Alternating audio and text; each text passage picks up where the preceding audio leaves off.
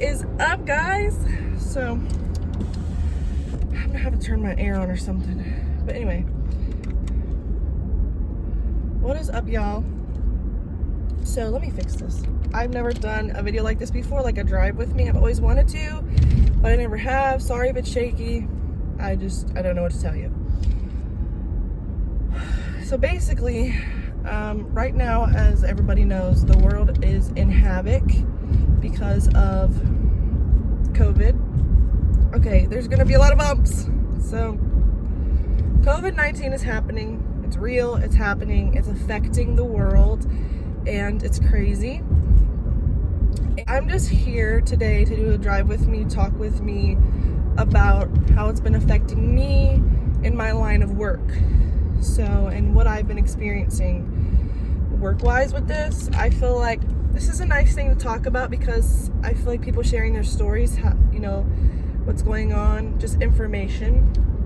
So I just left my second job, and I actually don't normally work at my second job on Saturdays, but I decided to go in today because we'll get into it. So let's just start from the beginning.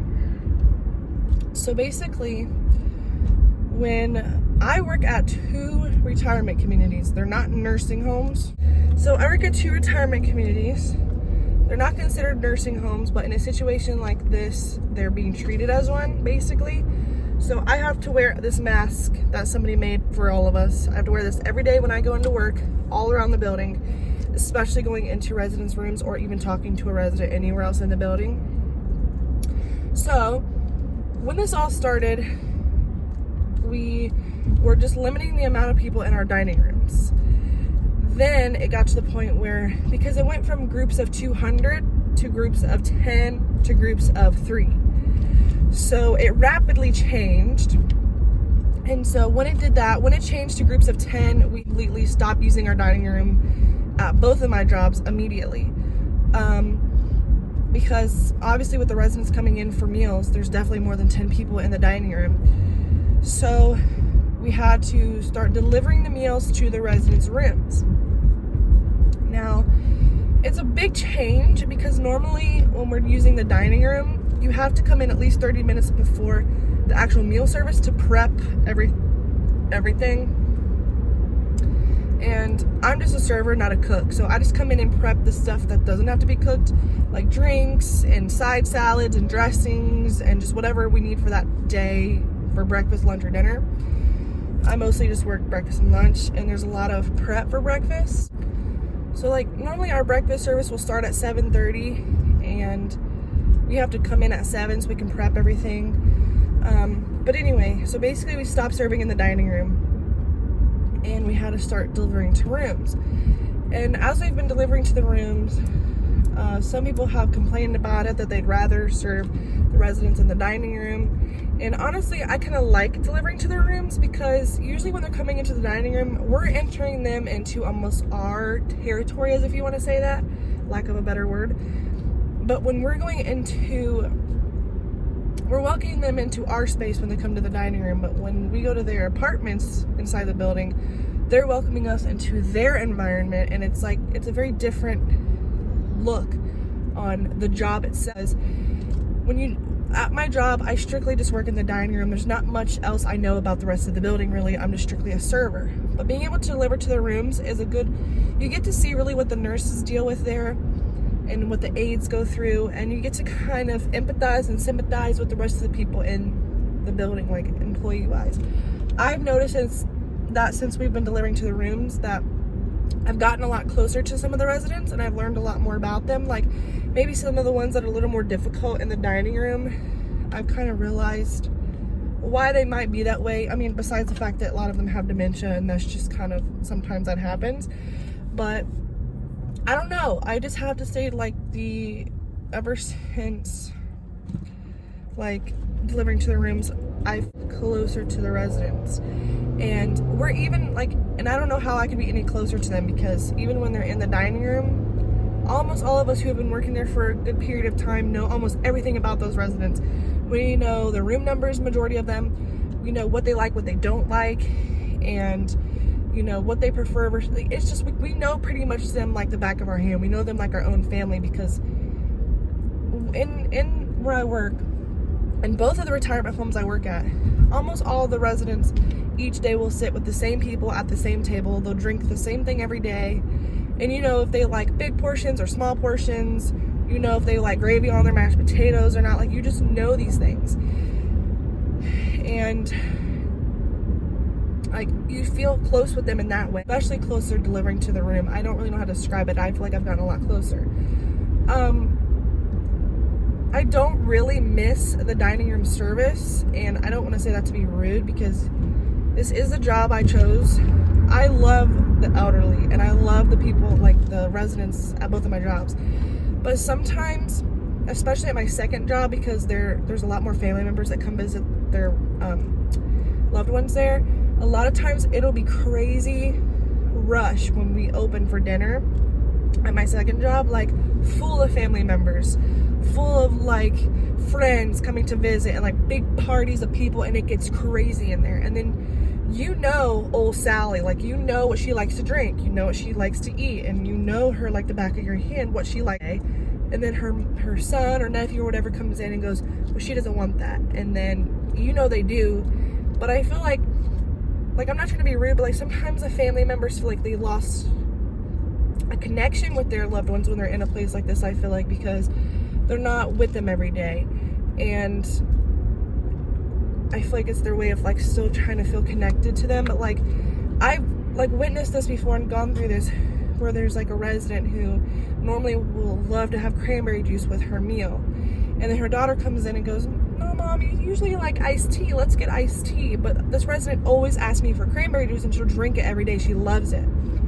And she doesn't ever, she used to drink iced tea when she first moved there, but now she loves cranberry juice, and she didn't even drink the iced tea that day daughter gave her.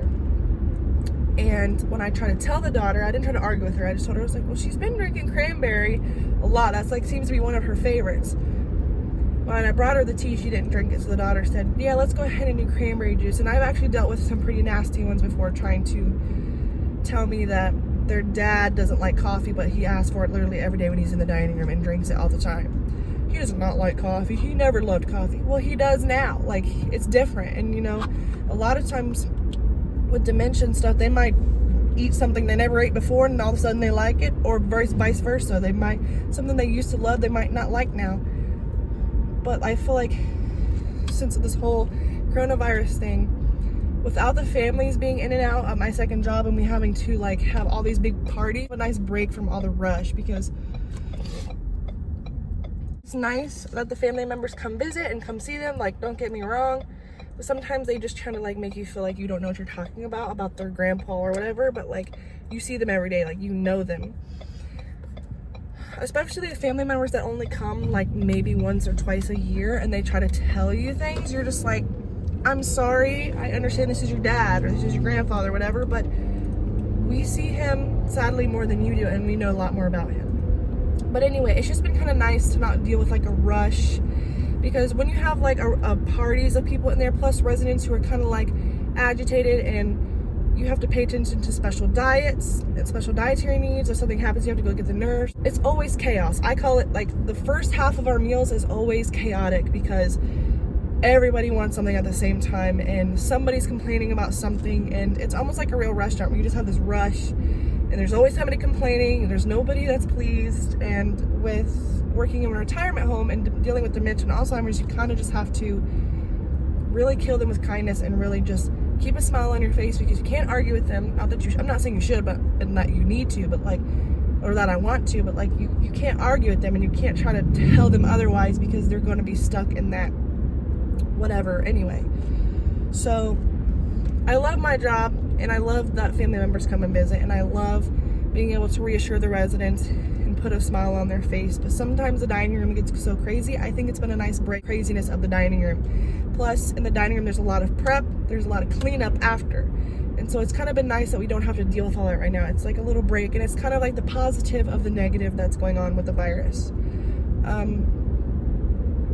So that's pretty much what's been going on with me with my two jobs. I just feel like making it a positive. I still have my job, and I'm very thankful I have my job.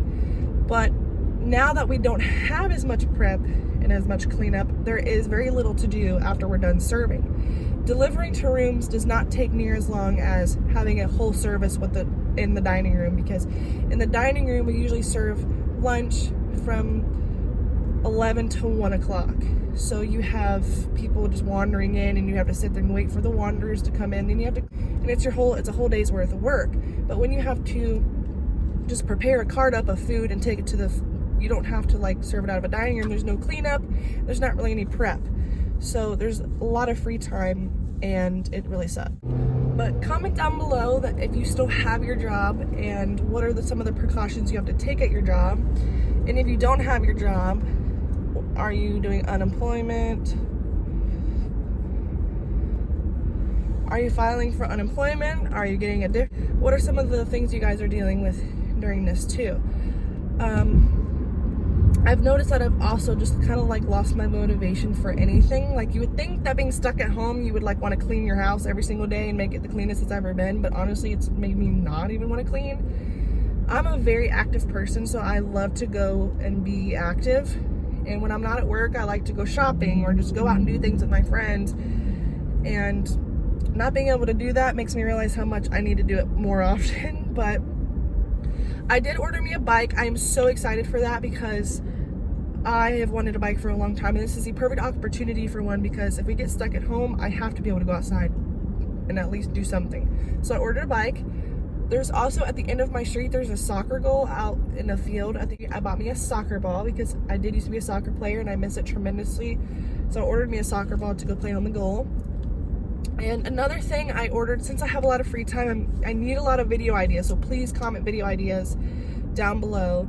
I ordered a microphone, so that way I can, it's like the ones, like professional ones that they use in like movies and stuff, or like you see on interviews that they clip to their shirt. I ordered one of those so that way you guys can hear me better in my videos and maybe block out some of the background noise. So that's something I've been up to. I also bought a new laptop so I can edit on my laptop now, so I'm hoping now, for real this time, my quality of my videos can get better. I so much, but I'm really trying for you guys and trying to better my channel. But comment down below how you're dealing with COVID, what's going on where you are with your job, whatever. I know the precautions we're taking is we're not allowed to have a certain amount of people in our elevators at work. We have to wear these masks all throughout the building at both of my jobs. And we're not even allowed to eat in the break room anymore, because our break room maybe fits 20 people in it, if that. And we're not allowed to have three or more people in the break room. So we are sitting in the dining room for lunch meals and stuff and for breaks.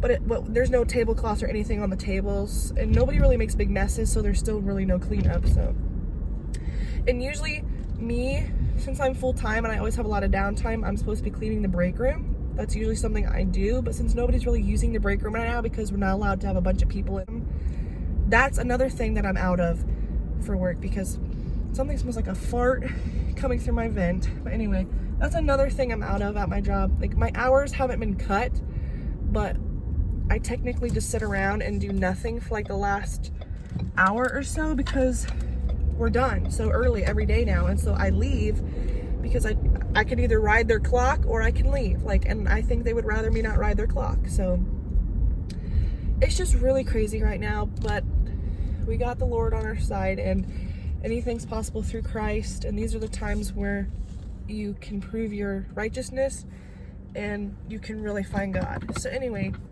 that's a whole set of situations. But I'm home now, so I will see you guys in my next video. If you liked this drive with, you'd like to see me do another one. And like I said before, comment down below what you're dealing with this COVID.